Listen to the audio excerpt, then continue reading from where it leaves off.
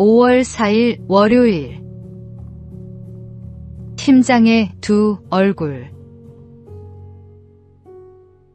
한 중견기업의 팀장이 있었습니다. 그는 평소 우리 팀은 실력으로 평가받아야 한다는 말을 입에 달고 다녔고, 공정함을 자신의 원칙으로 삼는다고 자부했습니다. 어느 날 사원 평가 회의가 열렸습니다. 팀장은 한 사원에 대해 성과가 아직 부족합니다. 이번 승진은 시기상조입니다라고 말했습니다. 주변이 고개를 끄덕이며 분위기가 굳어가던 순간 누군가 조용히 귀띔했습니다. 그 친구 부사장님 조카라고 하던데요.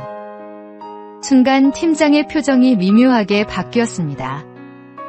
잠시 서류를 다시 들여다보던 그가 천천히 입을 열었습니다. 다시 보니 잠재력이 있네요. 조금 전까지 부족하다 했던 사원이 이제는 가능성 있는 인재로 둔갑해 있었습니다.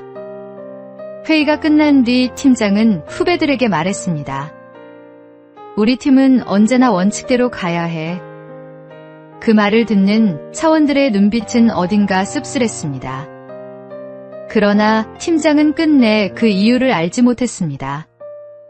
그는 이미 사람을 보고 판단하고 있었기 때문입니다. 혹시 우리도 상황과 사람에 따라 기준을 바꾸고 있지는 않습니까? 말씀은 우리에게 말합니다. 누구를 보느냐가 아니라 무엇을 기준으로 판단하느냐가 중요하다고. 오늘의 말씀. 너희는 재판할 때 불의를 행하지 말며 가난한 자의 편을 들지 말며 세력 있는 자라고 두둔하지 말고 공의로 사람을 재판할지며. 오늘의 만나. 사람이 아니라 하나님의 공의로 판단할 때 우리의 기준은 흔들리지 않습니다. 오늘 내 판단의 기준 앞에 하나님을 먼저 세워 보십시오.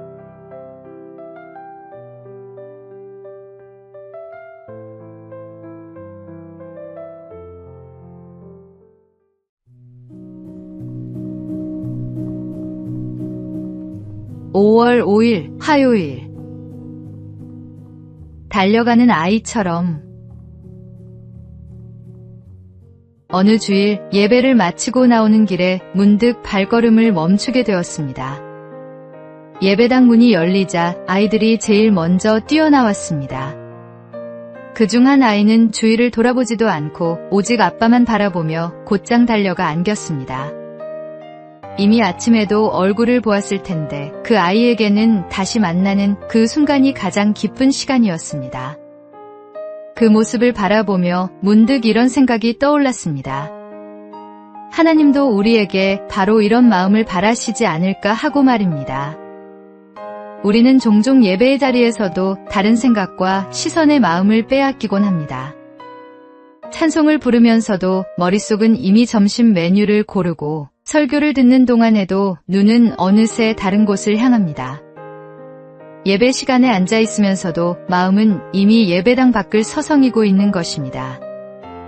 그러나 예배란 본래 아버지께로 달려가는 행위입니다. 어떤 치장도 어떤 완벽한 준비도 필요 없습니다. 그저 아버지만 바라보며 달려가는 그 아이의 마음. 그것이 바로 예배의 본질입니다. 오늘 하루 어린아이처럼 오직 아버지를 바라보며 그 품으로 달려가는 예배자가 되어 보십시오.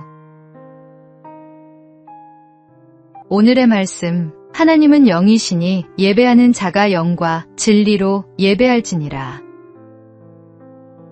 오늘의 만나. 아이가 아빠에게 달려가듯 아무것도 계산하지 않고 오직 한 분만 향하는 그 마음이 하나님이 기다리시는 예배입니다.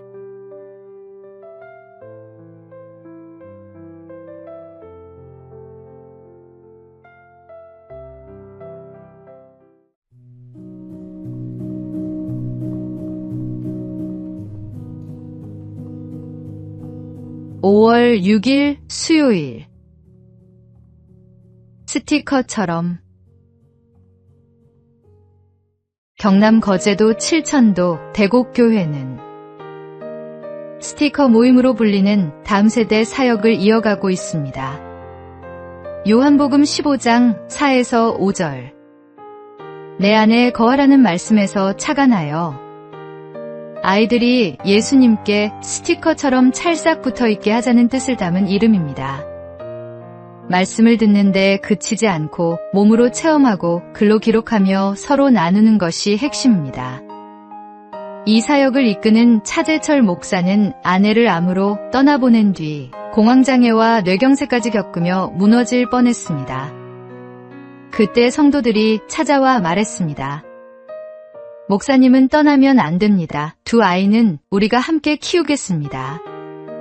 그 한마디가 그를 다시 세웠습니다. 불과 몇 해 전 5명이던 주일학교가 이제 17명으로 넘쳤습니다. 비결은 화려한 시설이 아닙니다. 직접 기타와 우쿨렐레를 가르치고 아픈 성도를 병원에 데려가며 홀로 사는 어르신의 보일러를 고쳐주는 작은 섬김들이 쌓인 결과입니다. 달란트를 움켜쥐지 않고 내어놓을 때 하나님은 그 작은 손 위에서 당신의 일을 시작하십니다. 오늘의 말씀. 내 안에 거하라. 나도 너희 안에 거하리라. 가지가 포도나무에 붙어 있지 아니하면 스스로 열매를 맺을 수 없음 같이 너희도 내 안에 있지 아니하면 그러하리라. 오늘의 만나. 예수님께 스티커처럼 붙어 있는 것, 그것이 신앙의 전부입니다. 거창한 결심보다 오늘 하루 그분 곁에 머무는 것이 먼저입니다.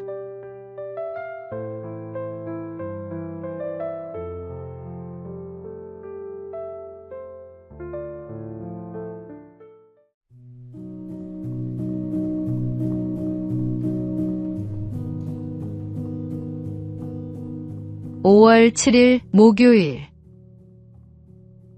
빠움이 얻은 2평. 톨스토이의 단편 소설에 이런 이야기가 나옵니다. 한 사람이 땅을 싸게 판다는 소문을 듣고 촌장을 찾아갔습니다. 촌장은 아침 해가 떠서 질 때까지 걷고 돌아온 만큼의 땅을 모두 주겠다고 약속했습니다. 다음날 아침 일찍 출발한 그는 큰 땅 부자가 될 생각에 점심도 잊고 달렸습니다. 좋은 땅이 나올 때마다 조금만 덜을 되풀이했고 기진맥진해서야 돌아왔습니다. 해가 지기 전에 간신히 출발점에 도착했지만 너무 지쳐 그만 쓰러져 죽고 말았습니다.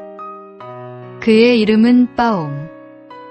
톨스토이는 이렇게 끝맺습니다. 빠움은 자기가 누울 땅 2평밖에 갖지 못했다. 조금만 더라는 말이 사람을 무너뜨립니다. 세상에는 채우기만 하는 사람, 주고받는 사람, 기꺼이 내어주는 사람, 이렇게 세 부류가 있습니다. 우리 주님께서 주는 것이 받는 것보다 복이 있다 가르치셨습니다. 탐심은 손에 쥔 것마저 잃게 합니다. 오늘 쥐고 있는 것 하나를 내려놓는 연습이 필요합니다. 오늘의 말씀. 자족하는 마음이 있으면 경건은 큰 이익이 되느니라. 오늘의 만나. 탐심은 언제나 충분함을 모릅니다. 오늘 내 손에 꼭 쥐고 있는 것이 무엇인지 돌아보십시오. 내려놓을 때 비로소 하나님이 채우십니다.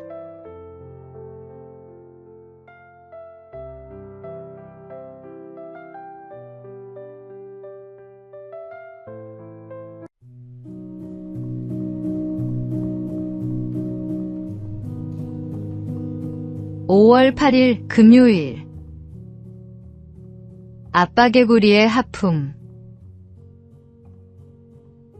남부 칠레의 늪지에는 리노데르마르라는 작은 개구리가 살고 있습니다. 산란기가 되면 암컷이 젤리에 쌓인 알을 낳는 순간 곁에 있던 수컷이 그 알을 모두 삼킵니다. 먹으려는 게 아니라 보살피기 위해서입니다. 수컷은 소리주머니 속에 알을 소중히 품고 기르는 동안 개구리 본업인 울음소리도 포기합니다. 먹는 것도 절제하며 위험에 대비합니다. 그 긴 시간 동안 수컷은 아무것도 자신을 위해 쓰지 않습니다. 오직 품속의 생명을 지키는 일에만 온 존재를 겁니다. 알이 완전히 자랐다고 판단되면 비로소 긴 하품을 하듯 새끼 개구리를 세상으로 내보냅니다.